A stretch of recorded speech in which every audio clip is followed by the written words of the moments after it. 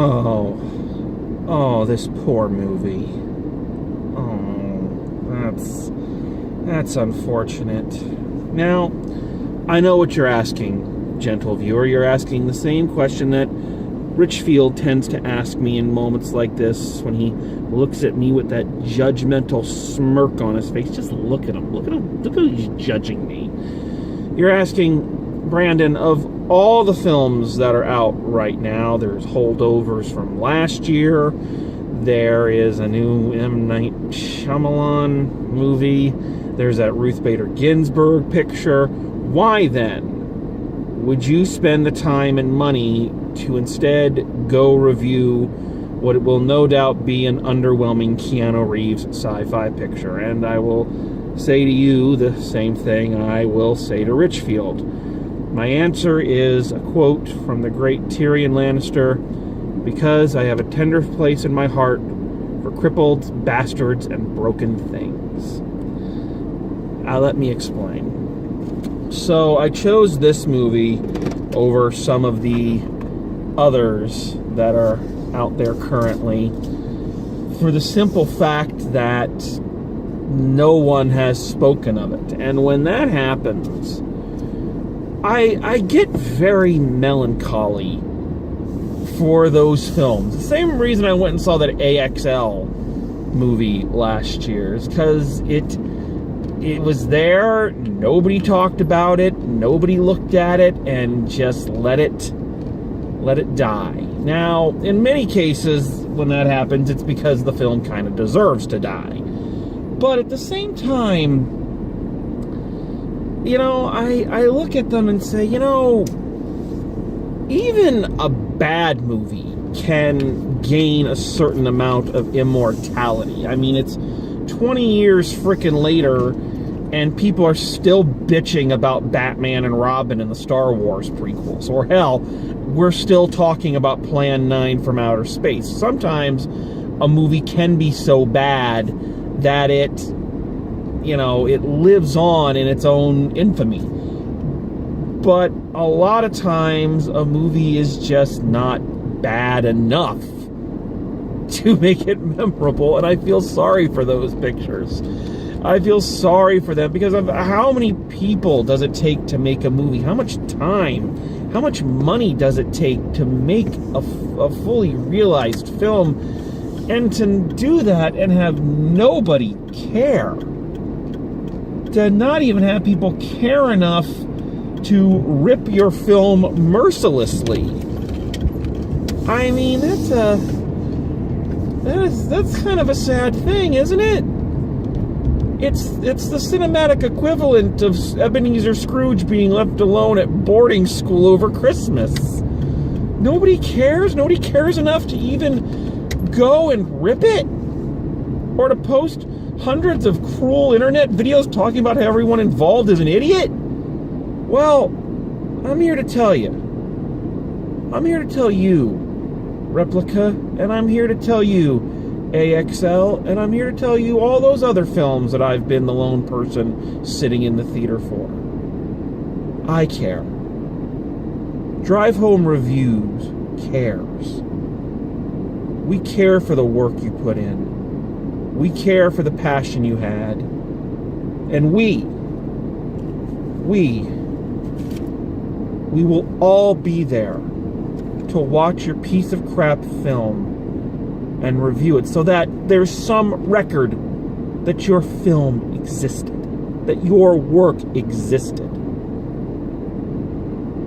We will not let your film die, my friends. Because Drive Home Reviews is not just about a sad, pathetic, middle-aged man screaming at a world that left him behind. No, no. Drive Home Reviews is all about the love. So, with that question answered, let's get on to the more important question. What in the hell was that? Okay, so this film, it's almost hysterical in its what the hellery. It is just everywhere, buddy.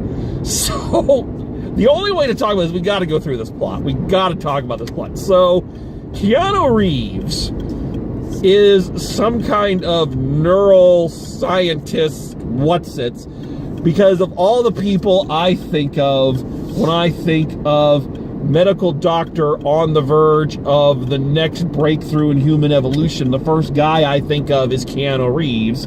You know, I haven't been this impressed by a bit of casting since they got Denise Richards to play a nuclear scientist in a James Bond movie.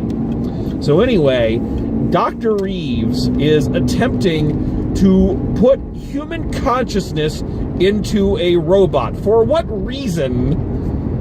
They are very, very unclear, and they're being purposely unclear because they think it's a plot twist, which, spoiler alert, it is not.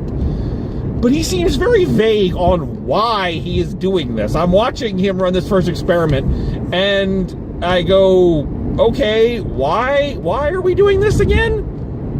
He makes some vague reference to, Alzheimer's and old age and, cut down the prime of life, blah, blah, blah, blah, blah. But none of it really connects back to that's why we need to put human brains in robots.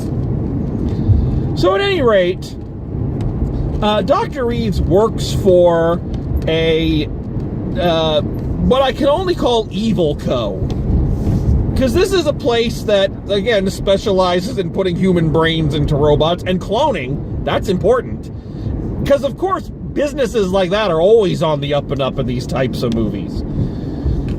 Anyway, Keanu Reeves is failing at his dream of putting a human brain into a robot body, which is apparently his life's work. He says that fairly early on, and you're like, all right, I guess everybody's got a dream. I mean, I'm a guy talking to a cell phone after watching a bad movie, so, I mean, who am I to judge what you do with your free time? And he's getting pressure from his boss, Shifty McShifterton, who couldn't be more shifty if that was actually his name. To get it done because the board of directors isn't happy, blah, blah, blah, blah, blah, blah, blah. So, Keanu Reeves is going to try to clear his head and go away with his beautiful family, who couldn't be more picturesque if they just jumped out of a Hallmark ad. They're going to go on a little fishing trip, but lo, there is bad weather. And wouldn't you know it, tragedy strikes. And on the way to the fishing trip, his wife and his 3 children and he are in a car crash, and his family are all killed. Now, this could be a very poignant message about a great loss and how that affects great minds and where they come from and where they go after this. But not here. Keanu Reeves immediately says, I'm going to call my buddy at Evil Co. We're going to clone my family, and we're going to put their brains, their memories back into the clones. I'm going to perfect the science of putting brains into robot bodies, only we're actually just going to put it into a clone body. And the other guy goes along with this. And so thus begins the first half of this movie. This movie feels like it's 3 movies in one, telling 3 different stories. Actually, as I'm sitting there, I'm counting up the number of Star Trek The Next Generation plots this film has kind of twisted around. So, this movie kind of reminds me of, if you've ever seen, they've made hundreds of movies like this. These movies where, someone is living the picturesque life, but their spouse is hiding something from them, and they don't know what they're hiding from them. And as they find clues here and there, it turns out they used to have a kid who disappeared, or they themselves were cloned, their spouse cloned them, and, that's usually what you find out at the end of the movie. So if you've ever been curious about how that person went about setting up this facade, well, this is the film for you, because it goes to this whole thing about him cloning them and transferring their memories and lying to everybody and answering all their emails so that people think they're not missing, and how he explains this, that, and the other thing, which he does none of it well. If you're going to, the lesson I take away from this movie is that if you are going to clone people and put their memories back into their heads, you need to come up with some better lies. For example, now understandingly, you're under a lot of stress at that moment, so I understand that. But, for example, one of the big moral choices he runs into, all the moral choices that he kind of pisses on, is that they only have 3 cloning tubes, and there are 4 members of his family. So he has to let one of them die. And through random happenstance, it's his youngest daughter. So Keanu Reeves' brilliant plan is that whenever this all gets figured out, he's just going to erase the youngest daughter from everyone's memory, and therefore try to conceal the existence of this other person, not only from them, but from anyone who ever knew them, for the rest of time.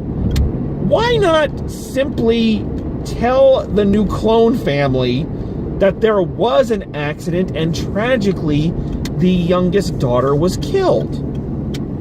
So now you don't have to go through the problems of erasing someone from everyone's memory or making sure you have eliminated all evidence of this person from existence.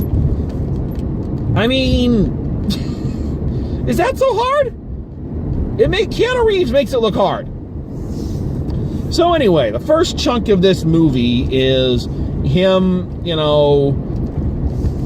cloning his family and the whole process that he goes through. So eventually, he clones his wife and his 2 eldest children. And of course there are some drawbacks. The son is having trouble with motor skills.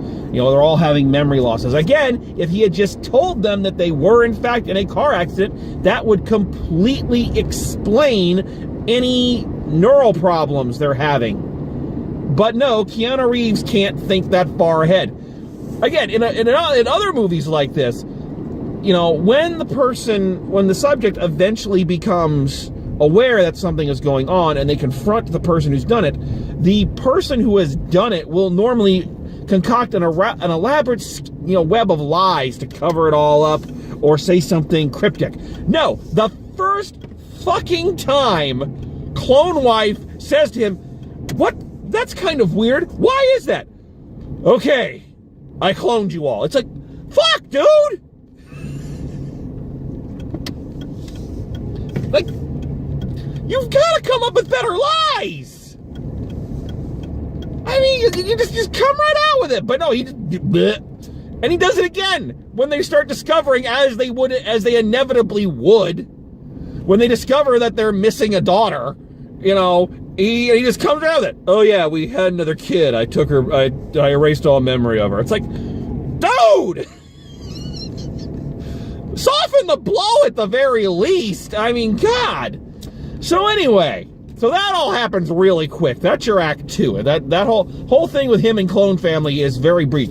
Because then plot number 3 kicks in, and it turns out, to the shock and awe of everyone, that this company that Dr. Keanu Reeves has been working for, that has been specializing in attempting to put human brains into robot bodies and also experimenting with cloning, isn't actually on the up and up. I know, right? I mean, brain, mind blown, all right? And Shifty McShifterton, his boss, suddenly reveals that no, they're after other things. Like, what if we could put the brain of the best pilot in the world into drones and shit like that? Things that, of course, a James Bond villain would think of, or anybody who'd been working at this company for 5 minutes would probably had suspected they were going to do anyway. Because again, I do not see how putting a human brain into a robot body is going to be the cure for Alzheimer's. I'm not a scientist, so maybe I'm missing something. So thus begins the chase portion of the film. Of them, which is actually the interesting part of the movie. That's actually the part I was interested in, is when, Evil Co is chasing down Keanu Reeves and Clone Family. And it only lasts for maybe 10, 15 minutes. Before Clone Family is inevitably captured and taken to Evil Co because Shifty McShifterton wants the key to putting human brains in robot bodies. So Keanu Reeves is going to show him what for. Keanu Reeves put Keanu Reeves' brain in a robot body, and robot Keanu Reeves comes to the rescue. I'm not making a word of this up. So then after all this, the robot Keanu Reeves is in the process of killing Shifty McShifterton. And actual Keanu Reeves is about to escape with Clone Family, but then has an idea. And he goes back and he offers Shifty McShifterton a deal. You give me what I want, and you'll wake up a new man. So in other words, Keanu Reeves made Shifty McShifterton give him the equipment so he could clone his youngest daughter, so she's alive at the end. But in exchange, he clones Shifty McShifterton so Shifty McShifterton doesn't die. And then, in a final climactic plot twist, Shifty McShifterton goes into business with Robo Keanu Reeves. We're the business of growing clone bodies for old rich people so they can continue living. Whew. I can't review this movie any better than simply sitting here and going through the plot with you, Ken. It is such a hodgepodge of bad 70s, 60s, even early 80s sci-fi, and like I say, at least that I could count 3 or 4 episodes of Star Trek The Next Generation, you know, in some of the plot details. But you're asking me, do I hate this movie? I can't hate this movie. There's not enough there to hate. The movie is so ridiculous, and and everything about it is just so backwards and, you know, ill-prepared that I can't sit here and go, oh, I hated that. I can sit here and go, oh, that's unfortunate. I mean, really, what more do you need me to say about this movie? First of all, that description didn't make you want to go see it. I don't know what will. Because if I heard someone go through all this, like, yeah, I gotta see that shit. However, yeah, make all the jokes you want about Keanu Reeves, you know, and his robotic acting, but I think he deserves better than this. He tries. He really tries. I mean, and the movie could have tried a little harder to maybe make some of its plot twists not so twisty, so that maybe we didn't see them coming a mile away. You know, you couldn't have made the boss any more of a bad guy if he had a twisty mustache and was tying Clone Family to the railroad tracks, which he almost fucking does. Never mind the fact that our lead, Dr. Keanu Reeves, his moral compass is... he has none. There's no moral compass. At no point. He does so many morally questionable and just downright morally wrong things that I will forgive just about all of the choices he makes in this movie to bring his family back, and you know, and the hard choice of leaving the daughter out and all that. I'll support those from a storytelling standpoint. But you bring Shifty McShifterton back to life? Even though you watched him shoot your friend in the head and was threatening to kill your family? No, you get what you want, and you put his brain in like a speaking spell or something.